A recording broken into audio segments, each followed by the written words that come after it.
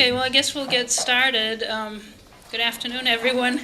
My name is Noreen Grice, and I'm president and founder of You Can Do Astronomy, LLC. My background is really in the planetarium field. I worked 26 years at the Boston Museum of Science and the planetarium, and 6 years in the planetarium at the Children's Museum in West Hartford, Connecticut. And between that, I've also been involved in accessibility projects, and really that stemmed from, 35 years ago, which seems like yesterday. I was very new on the job at the planetarium at the Museum of Science in Boston, and in came a group of blind students to the planetarium program. I didn't know what to do. The manager just told me to help them to their seats. He said, "That's all you have to do." And then, it was a pre-recorded show, and at the end of the program, I wondered, what they thought of it. I thought they would say, "Yeah, it was okay," but they didn't. They said, "It stunk," and walked away. And it felt like someone threw a brick at me because I thought the planetarium was the most wonderful place in the world. And that got me started on figuring out how to make astronomy more accessible. So what I'm going to do today is to talk about some of the things that I've done, but also some resources you might consider, thinking about opening multiple doors to the universe and thinking about multiple entrances for information and participation. So let me begin with our familiar planet. It's our home, and a quote from Carl Sagan was that it's the place where everyone you know or will ever know comes from. So our view of the night sky looking up comes from our home. And you might think about, how many people and what are the kind of people who have thought about the night sky. Well, Helen Keller visited a planetarium and wrote about it in 1932. And she said, "No, I cannot see the stars you see shining up there in the velvety darkness of the heavens, but other stars just as bright are ever shining in my soul, and my mind searches other heavens for their marvels." So let's take a look at the night sky and astronomy from different perspectives. If you go outside on a clear night from the city, this is a view from New Haven, Connecticut, you might see a couple of stars, maybe the moon. If you go to a dark location, you might see thousands of stars. So how can you learn about the stars? Well, you can read a book, you can use a rotating planisphere, you might use an app, and most of these are looking or maybe moving the star wheel. But how about considering multiple senses for learning? So I'm thinking listening, which is what you're doing right now, or seeing, writing, if you're writing notes, touching, moving your body, smelling, tasting, or using a combination of these senses. So let's try an experiment. I'm going to show you a pattern of stars. What is this star pattern?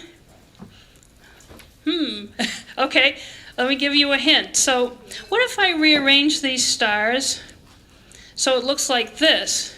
So if you like camping, it might look like a tent. Let me rearrange the stars one more time. Do you recognize this star pattern? It's a pattern of 7 stars that's in the shape of a spoon, and we call it the Big Dipper. And we can connect the stars, and then we see the spoon. Now, when you're looking at pictures of constellations, they all seem to be, just dots from the same distance. But I'm going to take you sort of on a little trip through the internet to some of my favorite sites. So let me take you now to take a look at a different perspective of the Big Dipper. Whoop, that's not the perspective. Wait a minute. Hold on. Let's try this again. My view is very small. I don't have my reading glasses on. Okay. There we go. So let's take a trip around the Big Dipper. So we've got the Big Dipper, which is our familiar ladle picture. But if we could take a trip out in space and kind of fly around it from different places in our galaxy, we would find that it doesn't look like a spoon anymore. And that's because the stars are different distances to us. So it's easy to think, well, all the stars are the same distance, but they're not. So we can use a visual representation, sort of taking our trip around the Big Dipper, or you could even make a physical model, maybe a piece of styrofoam and some little sticks for different distances, and kind of rotate them around and get the idea that the constellations are not the same if you're looking from different places in the galaxy. So let me just let it come back to where it was.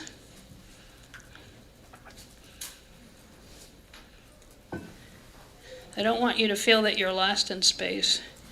Okay, good. All right, so we will stop there. Let me come back to the PowerPoint. Okay, so now we have that sense that constellations are not as they may first appear. Now, stories. A lot of people like to learn by stories, and stories are a great way because, well, you think of them, you can kind of customize them. And there are many stories about the Big Dipper. And so let me tell you a story. So one of my favorite stories is a Native American story. And according to the story, a long time ago in a place very far away, everyone was asleep. It was nighttime. Everyone was asleep except for a sneaky bear. Now, I don't know if you're familiar with bears, but bears have little tails. So this bear was very sneaky. He snuck into the camp. He started sniffing around. He found some food and he went right over and started eating that food. But one of the chiefs woke up. He heard something kind of strange. He woke up, he looked out, and there was the bear eating his food. The chief decided to be just as sneaky as that bear, and he snuck up behind the bear, and he reached out, and he grabbed the little tail of the bear, because bears have little tails. That bear didn't expect that at all. That bear tried running and running and running, and finally, the chief let go of the bear. The bear flew up in the sky where he is today with a stretched out tail. In fact, the tail's going the wrong way. Wait a minute. It's very difficult to sew a tail on a bear. Okay. And so here's the new bear with the long tail, and I've also put some Velcro dots that are the kind of the rough side to distinguish where the dipper would be on the bear. So that's one way you can teach people, by making a story, becoming part of the story. So there are different books about stories. In fact, there's a series, Lars the Polar Bear, a Swedish series of books, has to do with Ursa Major and Ursa Minor. And then you might be familiar with Franklin Brantley's books, The Big Dipper. Okay. Poems. I bet you're all familiar with this poem. You might not know the name of it, The Star by Jane Taylor from 1806. Twinkle, twinkle, little star, how I wonder what you are. Up above the world so high, like a diamond in the sky. Twinkle, twinkle, little star, how I wonder what you are. Everybody know that one? Yes. Okay. So when I was working at the Children's Museum, we wanted to make sure that families with young children, and these young children were pretty young, like 1, 2, 3, could do something in their seats. So we came up with a little kind of movement from their seats. So let me show you the movement. Let's see if I can teach this to you. Okay. So I'm going to have to put the microphone down to do this. Here's what we came up with. So do it with me.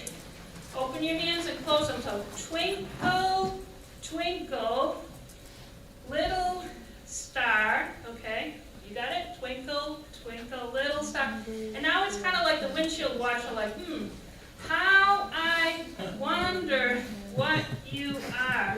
Let's put it together. Twinkle, twinkle, little star, how I wonder what you are. Now we're going to make a big dome. Up above the world so high. Got that? Okay. And then put our index and thumbs together. Like a diamond in the sky. Twinkle, twinkle, little star, how I wonder what you are. You got that? We're going to try that. Let's see how you're doing. So let's go to a little music. I might get an ad as a YouTube, one of some YouTubes. Let's see. Oh, okay, ready? All right. Here we go.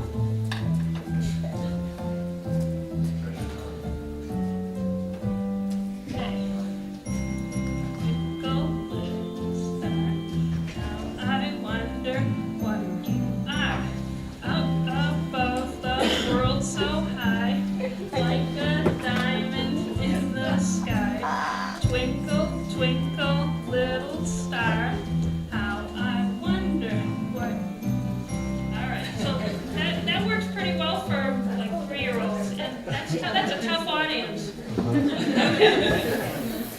But that's not really sign language, but I want you to know that you can show sign language.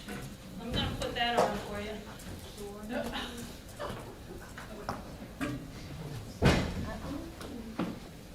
And these would be the real signs. And today I'm going to teach you the sign Twinkle Twinkle Little Star. This is a sign that we sign in our what is your baby? Yeah, class. And we sing it every single week. So you need to know the sign for twinkle. A little different now. Twinkle twinkle little star. How I wonder, pinch your forehead and then bend and straighten your finger. How I wonder what you are. And then we're going to put the stars in the sky. Up above the world so high, like a diamond, make a D, like a diamond in the sky. Twinkle, twinkle, little star. How I wonder what you are. Let's practice the song. All right. Twinkle, twinkle, little star. How I wonder what you are. Up above the world so high, like a diamond in the sky. Twinkle, twinkle, little star, how I wonder what you are. Okay, so now you get the real thing. Okay. Now, songs are great to learn. And then one of my favorite songs actually tells a story about our understanding going back to Copernicus and Galileo. It's by an a cappella group from Goddard Space Flight Center, and it's well. Let me bring this video up for you. It's called "On the Shoulders of Giants." So let me bring it up. I can put captions on too.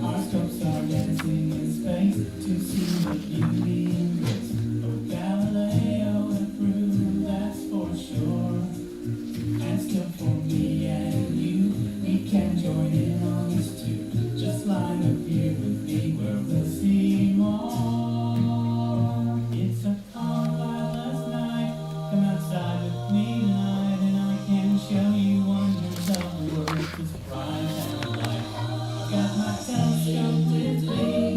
Just wait until you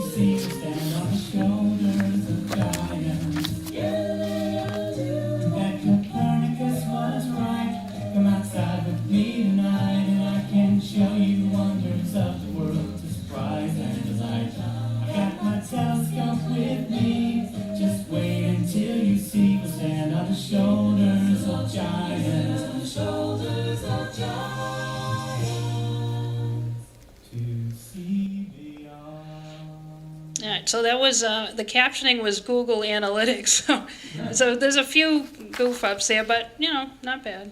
Okay, so thinking about learning by audio, the next thing is sonification. And sonification is putting sounds to data, and often with different frequencies. So let me just show you a very simple example of, whoop, that's not the example, wait a minute.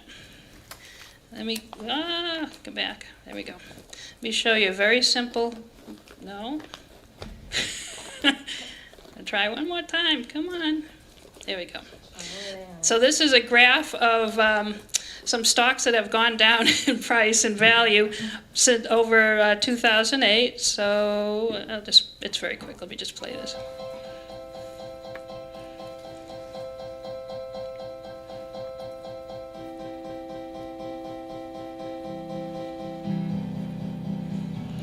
Yeah.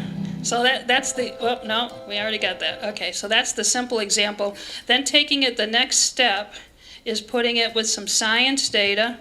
And this is about the sun, and it's putting tones to oscillations within the sun.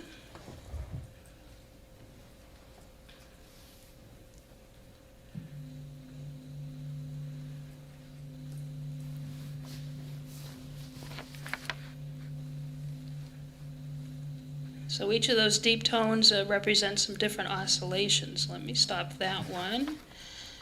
And then I'm going to show you the next one, which happens to be about the aurora. Now, with this one, you're going to hear drumming in the background, and the drumming is not part of the data, but it serves as a background reference to the data. And what it sounds to me is like if somebody took a soft mallet onto a cymbal or a gong for some outbursts here. So let's give this a try.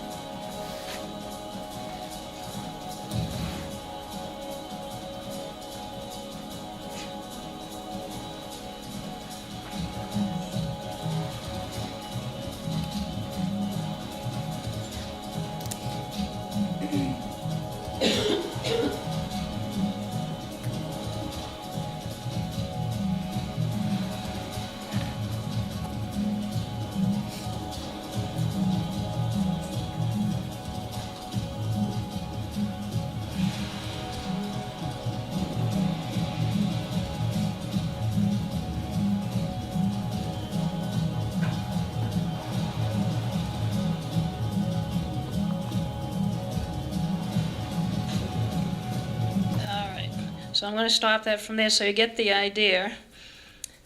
Okay, so we've been thinking about music, songs, sounds. Now, another way to learn is, well, simply by reading. And I remember learning the names of the planets from the sentence, "My very educated mother just served us 9 pizza pies."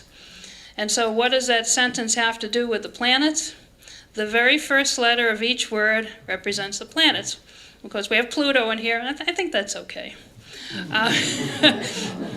And by the way, my husband was a student of the man who discovered Pluto, so we like Pluto.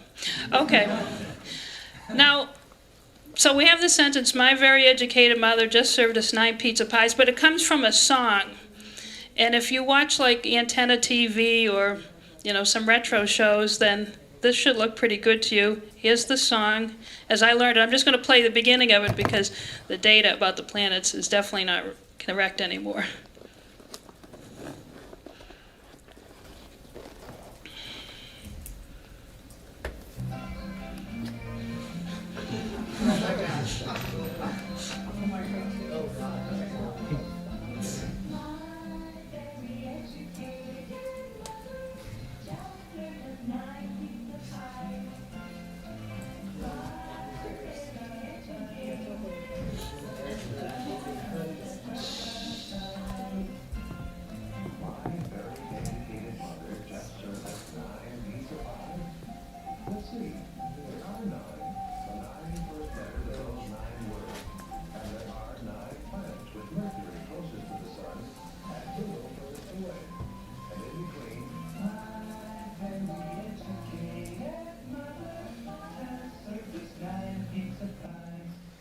Okay, so now you get the tune of the song.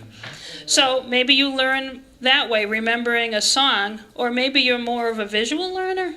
So you have the pictures next to the words. My very educated mother just served us 9 pizza pies with the new Pluto. Or maybe you're a visual learner in a different way.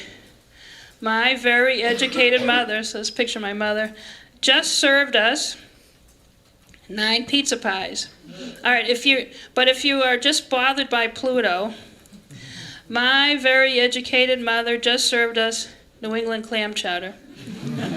So that'll work too. All right, so you can learn by using words and pictures and maybe even singing the song.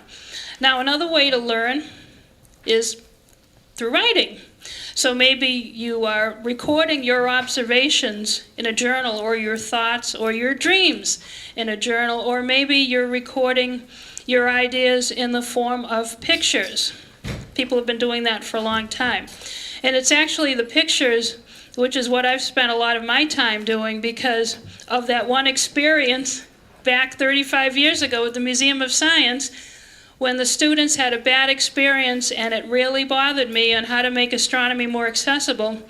That led to my first book, Touch the Stars, which then led to a series of NASA books, Touch the Universe, a NASA Braille book of astronomy, which is about the Hubble Space Telescope, or Touch the Sun, a NASA Braille book about the sun.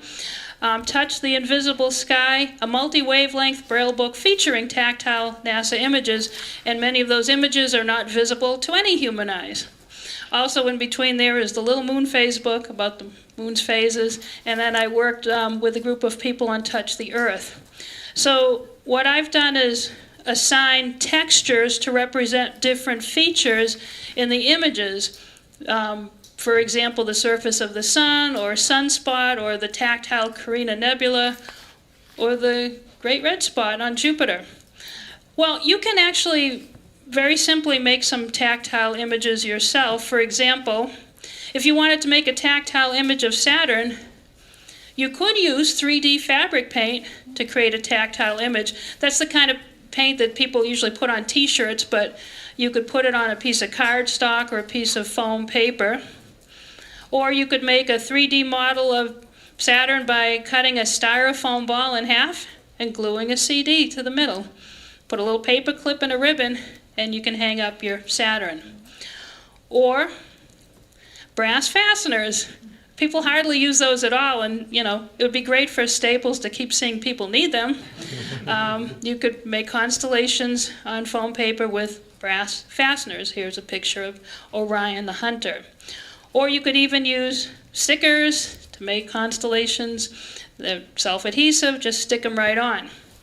Now, taking it from the 2D level to the 3D level, of course, is making different objects with a 3D printer. And I worked on a project with Carol Christian, who was coming up next in her talk. And we worked on a 3D representation of NGC 602, so star cluster and nebula in the background there. Did you know that NASA has a website with the files for 3D printing that you can use? Yeah. So if you have a 3D printer, you can use the files, you can print out the objects.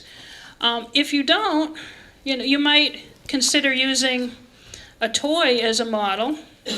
So actually, many years ago, I went to the gift shop at the Goddard Space Flight Center, and there was a Hubble Space Telescope, or a space shuttle, or a Hot Wheels lunar rover. One of my favorite models is one that I have made, and it's very famous. It's the toilet seat model.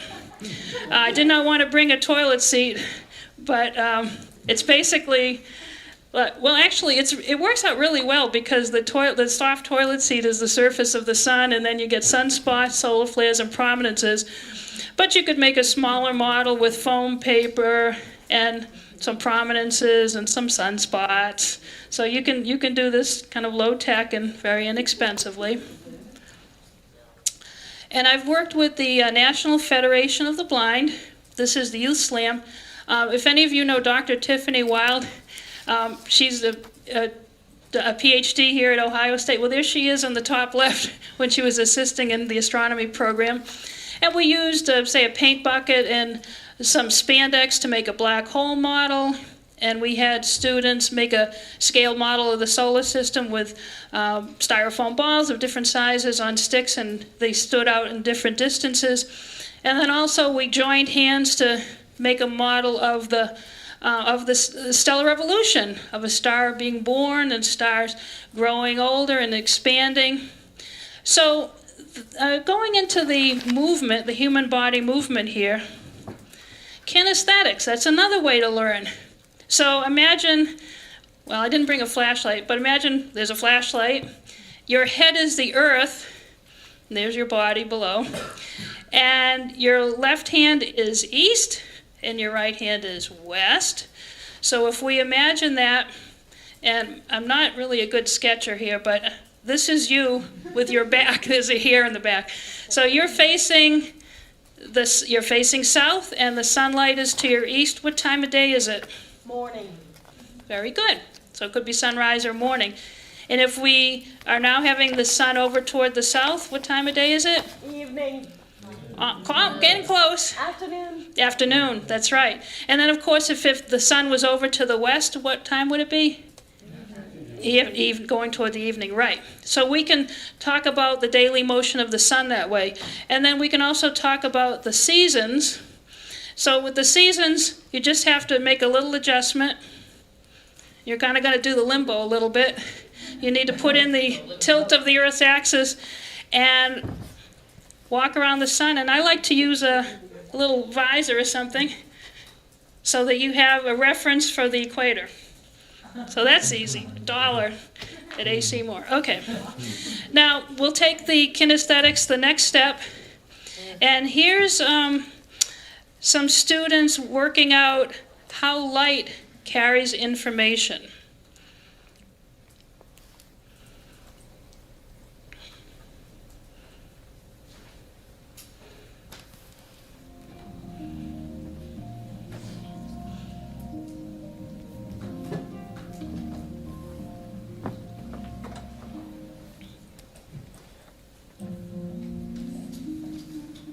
Kinesthetic model to help participants understand that all the information we obtain about objects in the universe is carried to us by light, and that it takes time for light to travel to us from those objects. The farther away they are, the longer it takes. This activity uses 7 people, 1 to represent Earth, which is receiving all the information, 3 to represent other objects in the solar system, and 3 to represent rays of light coming from these objects. To set up this activity, all of the objects stand in straight lines, starting with Earth. For this demonstration, we will not worry about orbits and the sun being at the center of the solar system, but only represent the distances between the objects on Earth. The sun should be 8 steps away from Earth, Mars should be 12 steps away from Earth, and Jupiter should be 35 steps away from Earth. For the next step, the light rays should stand with their respective objects as the messengers that will carry information, and the Earth should turn its back to the entire line. Now the person representing the sun should perform an action, such as waving her hands. The sun's light ray then carries information about that action to Earth and tells him about the sun's action, so that Earth now knows what the sun was doing. However, after the light ray leaves, the sun stops waving her hands and performs another action, such as patting her head. But the light ray has already left the sun, and so Earth will not know anything about this new action unless the new light ray leaves the sun and comes to Earth with this new information. These same steps are repeated with both Mars and Jupiter. Each time, the light ray takes longer to reach Earth, as the objects are farther away, and each time, the only information Earth is able to learn is carried by that light ray. In order to learn about the new actions carried out by the objects, another light ray would have to bring that information to Earth. It is important to note that, in reality, the light rays in this activity might actually be generated by the object, like with the sun, or they might be reflected from somewhere else, like with the planets. The only relevant thing for our model is where they are coming from most recently, not where they originated, so we keep it simple.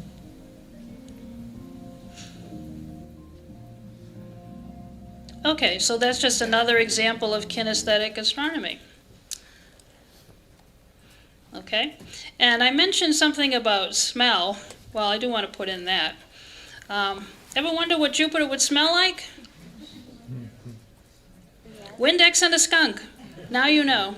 Okay, so you can always add that in. All right, so I was thinking this room was going to be with tables, but obviously that's not the case. So But let me pose this. Now that you've seen some different ways to teach, whether it's talking, listening, singing, moving, how about coming up with a way to teach about the Crab Nebula? So if you don't know what it is, the Crab Nebula is a supernova remnant that's located in the constellation of Taurus. It was first observed by Chinese astronomers in 1054 AD. So your challenge, and you can talk to the person next to you, how would you create a multimodal learning experience about the Crab Nebula using one of the learning inputs? Listening, speaking, writing, touching, kinesthetics, that's that movement, or smelling, tasting. What do you think? Well, think about it for a minute, talk to your neighbor. I'm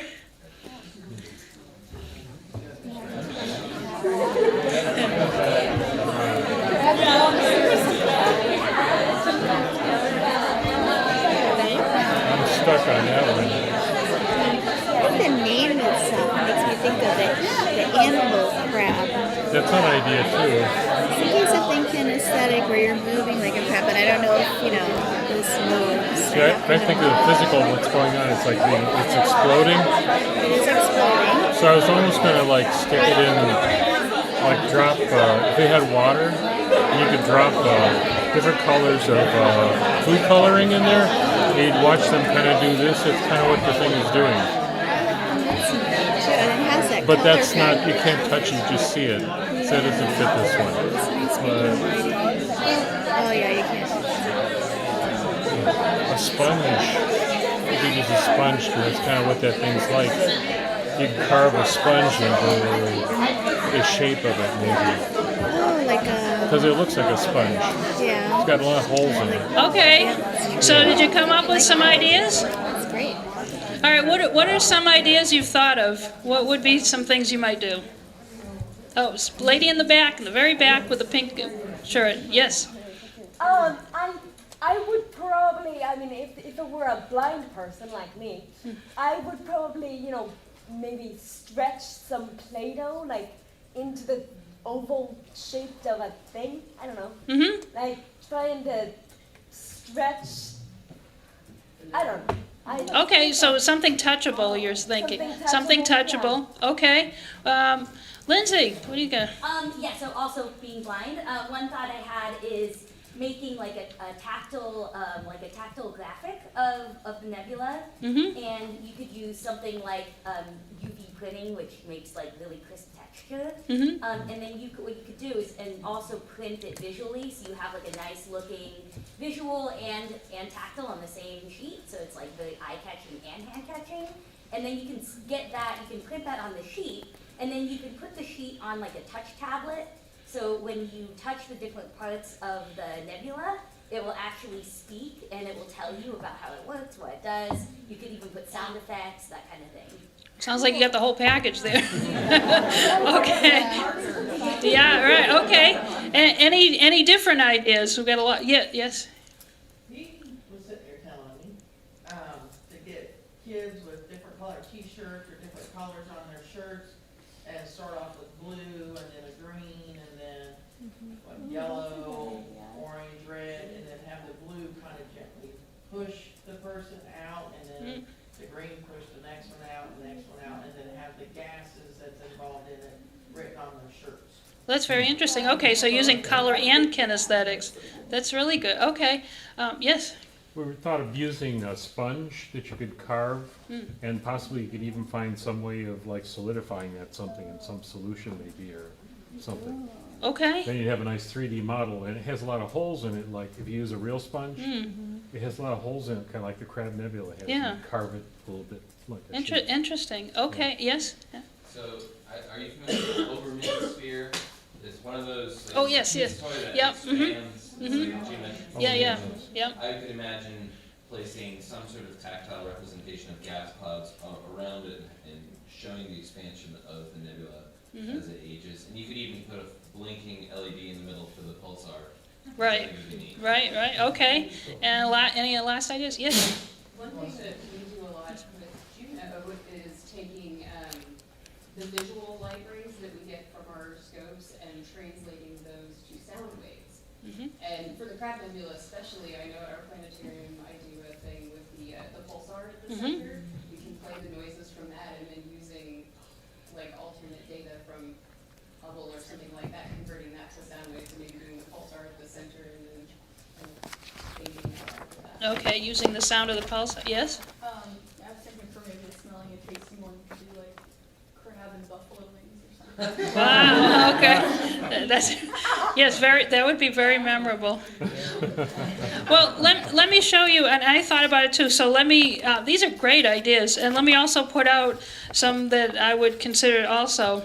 So first of all, reading, talking about July 1054, Chinese astronomers record a new guest star in the sky. It was bright enough to be seen for days and weeks at night, and for it was bright enough to be seen during the day for weeks and at night for more than a year. Okay, so there's reading. The bright star would have been visible near the crescent moon on July 5th, 1054. This is a picture of a painting from Chaco Canyon, New Mexico, which may have recorded the observation of the new star by Native Americans. So here's sort of the artwork. Now, we could combine that with the bright star was observed in 1054. It was seen where we now find the Crab Nebula, in the Horn of Taurus, the Bull. And then we could add in some of our space telescopes, viewing what Hubble sees for the Crab Nebula, comparing that to the view from a radio telescope, and comparing that to the view from the Chandra X-ray telescope. We could combine them together, so we've got the colors there. And then it was mentioned that there is a pulsar, so what's left of the original star, rapidly rotating neutron star. And there's, let's see if I can bring this up. UMass Amherst has a little graphic of let's see. There we go. So a rapidly rotating neutron star. So we can show what that looks like visually. And also, whoops, let's go back to it was mentioned the sound. Yes, the sound is available too from radio telescope. The pulsar spins 30 times a second. And let me bring that audio file. So every click you hear is a rotation. So it's moving, really, really spinning. Okay. Whoa. Yeah. They get you. Or if you don't like that, there's actually some original music called Crab Nebula. You can find that on YouTube. So here's somebody else's interpretation of what the Crab Nebula might sound like.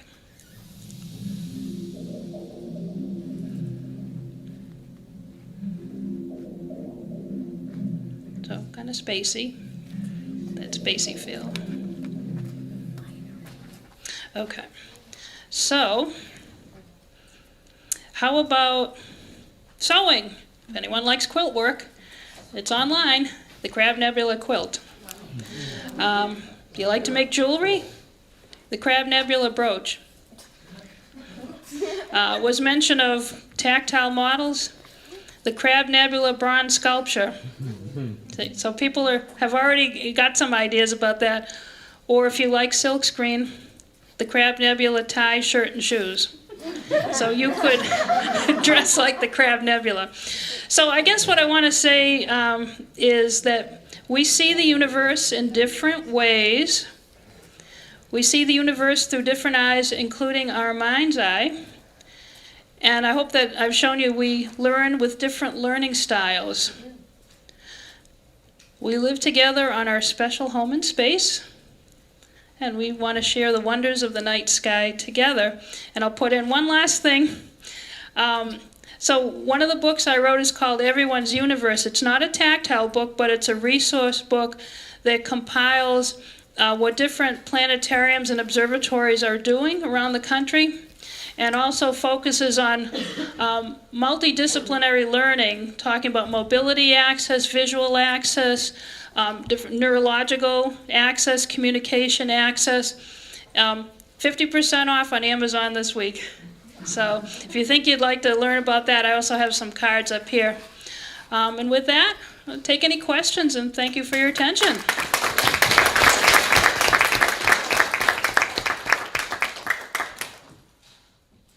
So are there any questions? Yes, in the back, yes? So as a blind person, you know, you're talking about the different telescopes, and you know that is very interesting because you know the telescopes are. I just don't know how they work. Okay, well they're Because, yeah. You know, they're reflecting kind of the light. Like, does the light reflect on them and then to your eye? I don't. Yeah, it depends. There are different types of telescopes. There is a type that light comes in to a primary mirror and is reflected to a secondary mirror and then to the eyepiece. There's another type of telescope, the kind that Galileo used, called a refractor, where light comes in through a lens and is focused to the eyepiece. So there's going to be a star party tonight. I haven't seen the telescope here on campus, but you'd get a chance to inspect some telescopes. And as far as what you can see through the telescope, part of that has to do with light pollution. Unfortunately, when you have a lot of city lights, it sort of drowns out. It makes it less contrasty to be able to see stars and distant objects. But I've made some tactile images that I'm going to have tonight for the star party. Oh, perfect. Yeah, so Jupiter and Saturn are visible in the sky, so I've made up a tactile Jupiter and Saturn and also some constellations. Oh, perfect. Yeah. Great. Mm-hmm. Let's see. Yes? I just thought I'd mention on sonification that you probably know about Wanda Merced. You Yes. might mention, and she has an excellent TED Talk that you should listen to if you're interested in. She's a blind astronomer, and she actually does research. Right, Wanda with Diaz sonification. Merced. Yes, Yeah. I met her actually in 2005 when she was still a student at the University of Puerto Rico. Oh. So we go back, and yes, she does a lot of sonification, and she does have a good TED Talk. And so if you look up astronomy sonification online on Google, you will get to her. Yep. Yes, in the back. Yes, sir.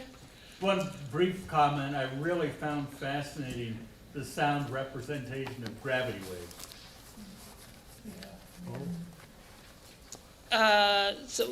You mean, are you talking about the oscillation of the sun or, that I showed? Or? No, Oh. gravity waves. Oh, okay. Yeah. Okay. And you found that online? Actually, it was on several radio and TV shows, but I Okay. did find it online. Mm-hmm. Very brief, but just fascinating. Yes, there's people are trying a lot of different things. And also, I went to a talk about a year ago where there was a, now I can't remember what it was called, but for the eclipse, it was sonification of the eclipse from 2017. Soundscapes, that's right, thank you. Yeah, so that as the eclipse was progressing, there was different sonification of that so that everybody could participate. Oh, wow. Yeah. Mm-hmm.